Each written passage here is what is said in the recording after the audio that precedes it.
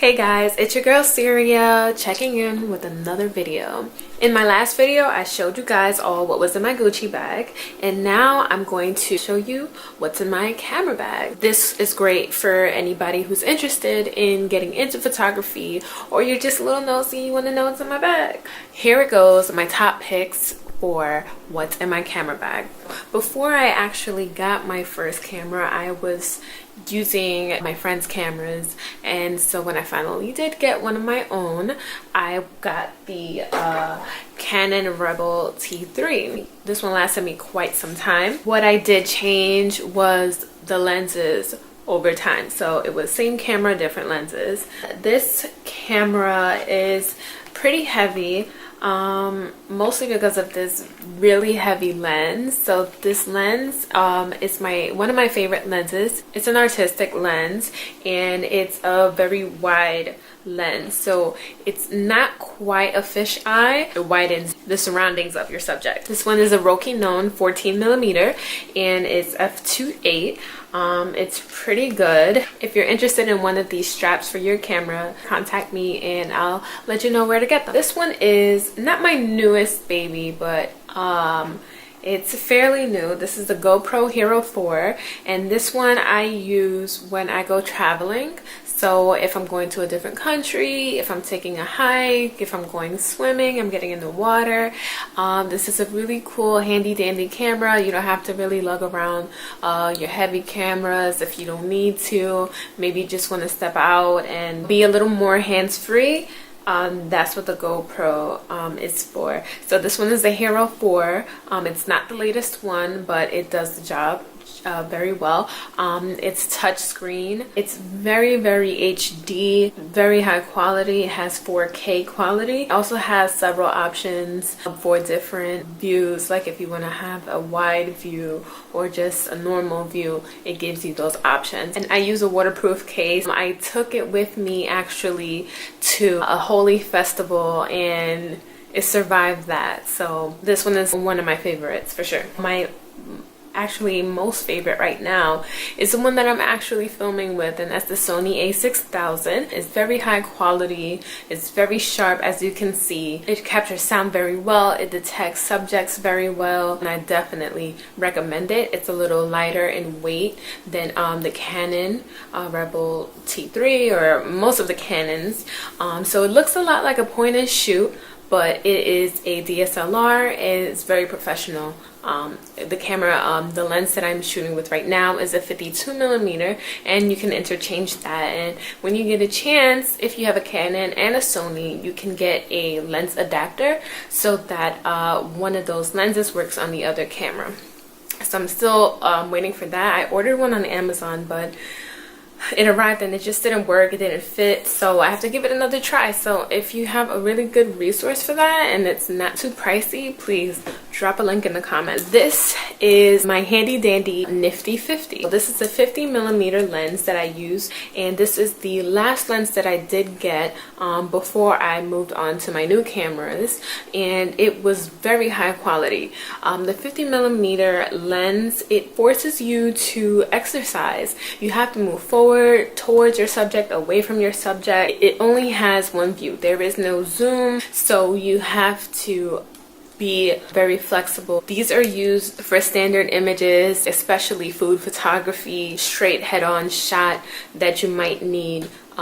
50 it's f1.8, which is extremely good, meaning that the images are sharper in lower light situations. So if you have a lens and it's 1.8 or lower, then that camera is going to be very sharp in dim situations. So and it's also going to be really expensive. Like if it's a zoom lens and it's 1.8 or lower, it's going to be really pricey. The 50 can run you pretty affordable depending on where you get it. If you're on a budget, you want to get it refurbished, but I'm going to provide links below to all of the things that I'm showing you today. So just click on those links and they'll take you straight to where you can buy them for a good price. I would not recommend this for traveling, because when you're traveling, you probably want to get some shots that are unforgettable that you might not get again. So you might have to get close. You might not have the opportunity to move around so much. I made the mistake one time. I made a trip out to Honduras and I was documenting my trip. I was on a boat going across the river in a town called Alvarez. We were on a very small boat to get from land to the other side of the island, and I only had my 50mm. I don't know why I didn't think about, you know, bringing other lenses, but I didn't. So all my shots are super duper close, and all you can really see is like somebody's eye, because we were super close to each other. So I would totally recommend that you're ever gonna travel, bring different lenses with you, or one lens that zooms in and zooms out and is still very high quality. If there's any lens that you need, it's a 50mm. I never leave without my SD cards. Here I have kind of like a little album, but just for SD cards. So I have here like a 64GB, I have a 32GB, and I have a micro SD adapter. And you know, you can just keep collecting. After a while, these SD cards can start to wear. I have one card that I've had since day one and it's kind of getting flimsy. You always want to back up your images right away. That's what I do. Because you never know. Whatever can go wrong will go wrong. So do what you gotta do before the universe starts messing with you. Before I got my Sony a6000, which allows you to share images over Wi-Fi or straight to your phone, my Canon did not have any Wi-Fi features or anything like that. So I had this handy dandy thing right here where I could just remove my SD card, insert it here, plug it into my iPhone, and upload the images of my choice. So this was really helpful for me, and it's still pretty good, you know, to have, you know, just in case I'm somewhere and my camera dies, and who knows. Like I said, whatever can go wrong will go wrong. I'm a strong believer of that, but I'm faithful at the same time. But yeah. And then you also need to back up your images as soon as you get to a comfortable place. Back them up, back them up, back them up. Just like Juvenile said, back that thing up. I use right now my Passport by WD.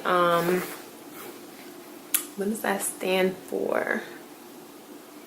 I don't know.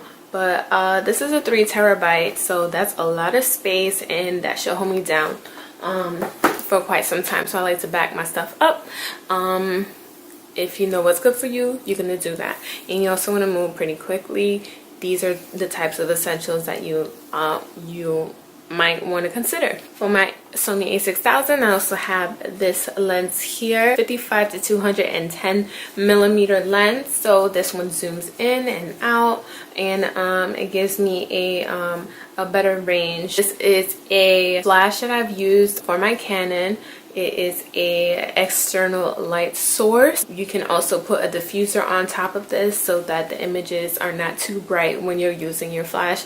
I don't recommend ever using your internal flash or the flash that your camera comes with. It will make your images look very washed out and amateur. Unless it's an artistic field that you're going for, then good for you. But I wouldn't recommend that. External sources only. This big boy right here, I've used it a few times. This one is I think a 200mm, and yeah, 35 to 500,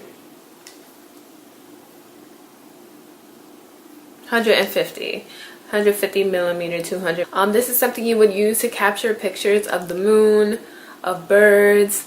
I'm guessing I could use this when, you know, I'm at a safari or something one day. Then there's also your phone. You can use your iPhone to take photos. And that's it, guys. That's what's in my camera bag. I hope you liked this video. Thanks so much for watching, and comment on your top picks. What do you think about these items? Do you have any of them yourself, and have you used them? Did you like them? Did you hate them?